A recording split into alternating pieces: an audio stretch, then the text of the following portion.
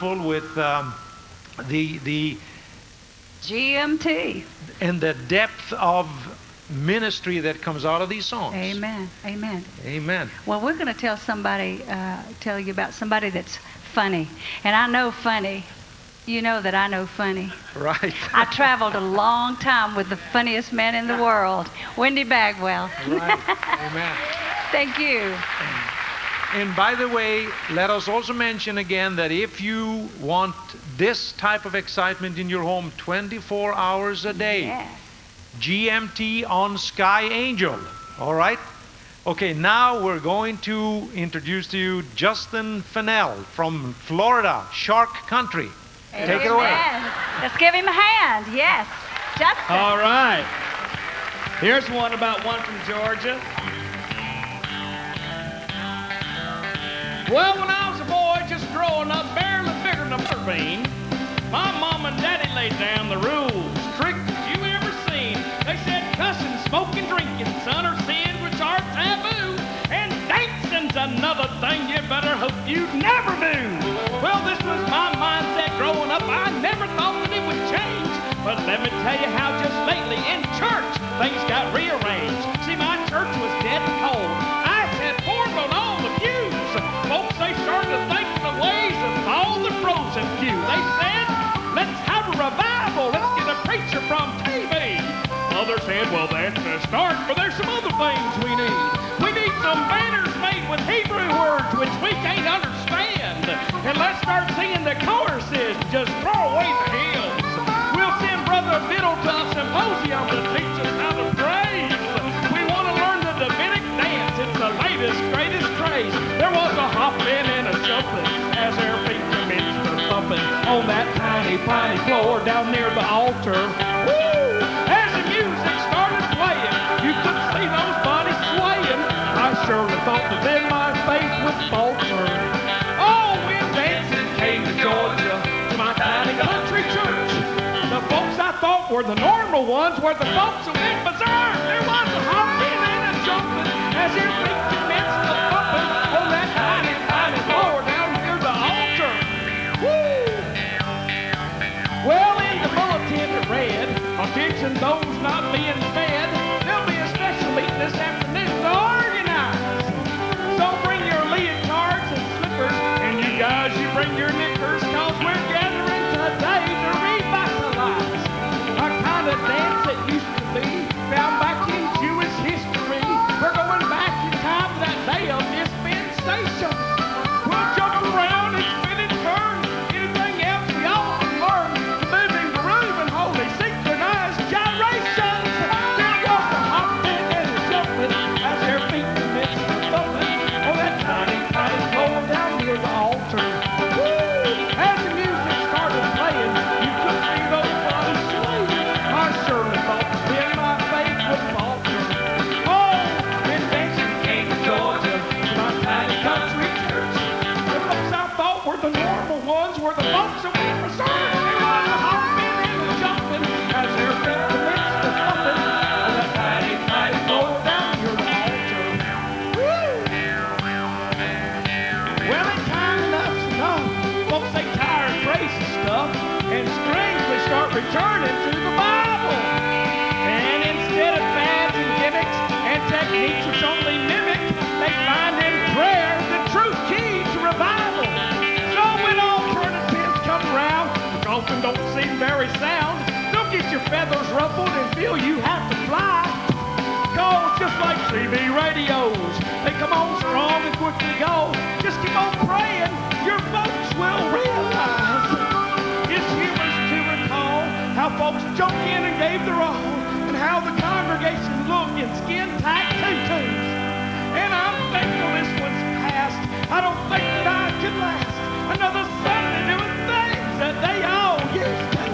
There was a hopping and a jumping as their feet commenced to thumping on that tiny, tiny floor down near the altar.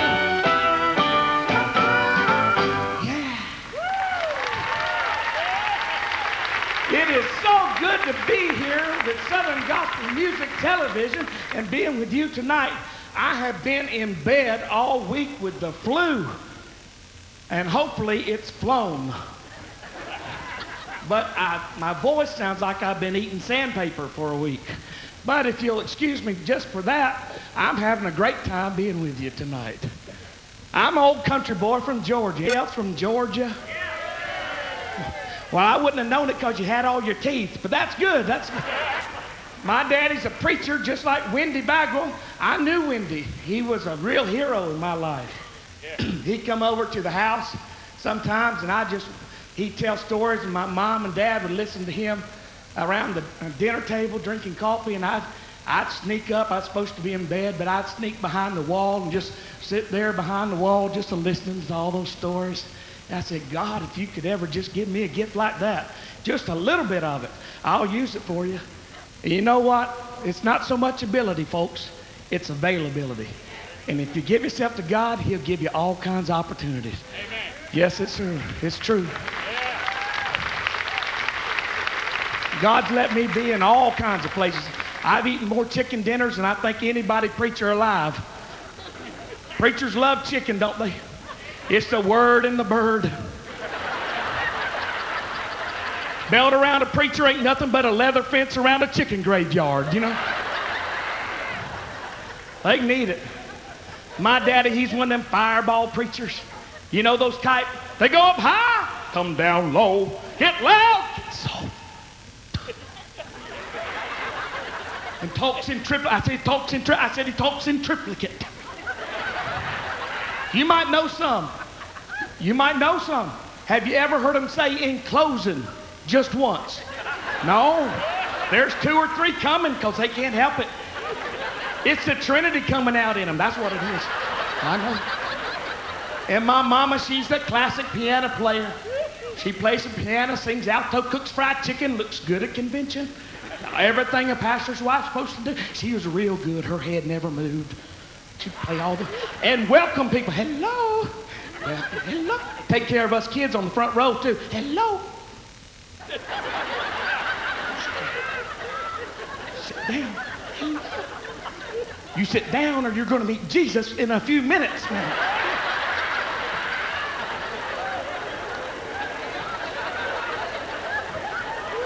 I was telling people earlier, we grew up poor. Did y'all grow up poor? I mean, we were growing up so poor. Daddy told us whenever we heard the music on the ice cream truck, that meant they didn't have any more, okay?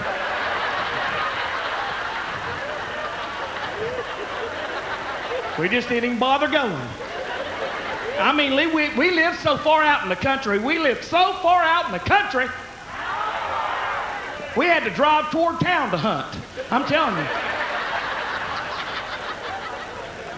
It was way out there. A big city to me was anything that had a Piggly Wiggly and a Dairy Queen.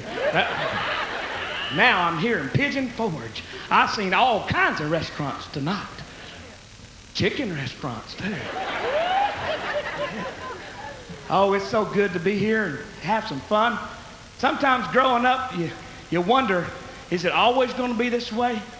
I mean, we didn't always have a whole lot of toys to play with. Unless it grew, it wasn't a toy. And you know what I mean? It's a stick or it's a pine cone. That's your toys. And we had fun. My daddy, he'd tell us, y'all go have some fun. So all we knew was church. So that's what we played. My brother, he'd preach. Jack and Jill went up the hill. My sister, she'd play the organ. I'd get all the cats and dogs because we was going to have a baptism service. Let's get this cat. Ow, it bit me. It's got a demon, y'all. Come on. You gonna kill that cat? We'll resurrect it. Come on. But we had singing too. My sister, she'd get on one side of the garden hose, I'd get on the other side. We'd sing it down. And healing services, bam, ow! And getting saved too. Well, I want to close out with a piece, I think, in tribute to a lot of the people who've gone before me. And my grandfather and my father-in-law especially. He's a good man. He's from Kentucky. He's a square. You know any squares?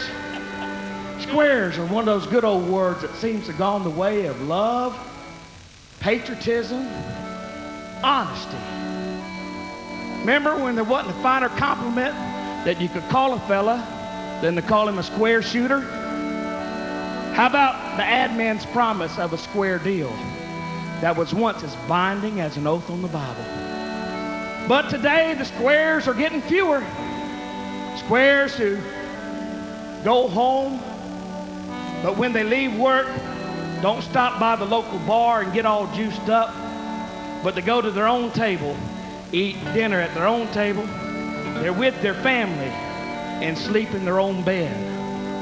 How about the nut we call a square, who wants to do his job better than anyone else, takes pride in what he does, wants to see America #1 in all that she does, still gets choked up when seeing the little children singing, "My country 'tis of thee." Not ashamed to share his faith with the people he works with, tell others about the love of Jesus and how it really can make a difference in their life. I think of some of our nation's founding squares, like Nathan Hale and Patrick Henry, George Washington and Abe Lincoln. Today's squares might be men like Colin Powell, General Schwarzkopf, the Reverend Billy Graham. Senator John Glenn says he still gets a funny feeling deep inside whenever he sees that American flag go by. He was a member of the Boy Scouts in the YMCA, and I think, how square can you get? See, a square is a man or a woman who'll teach his son or daughter it's still more important to play fair than it is to win. Save some of your money for a rainy day rather than borrowing from your friends or extending your credit. Honor father and mother. Do good to all that you can, and especially have some respect for the elderly. A square's a man or a woman that'll read that Bible, though no one else might ever see, and prays out loud and intercedes for others, though no one else might ever hear. And if you're like my father or my grandfather, squares are always going to give you a tool at Christmas. Remember? Squares who dig the fields, turn the wheels, move mountains. Squares will take time to put rivets in a young man's dreams. I'm convinced it's the squares that give dignity to this human race. Squares keep this thankless world in place. And I'm hoping there's still some more squares out there. And if there are, I want to thank you for being square. God bless you. Thank you.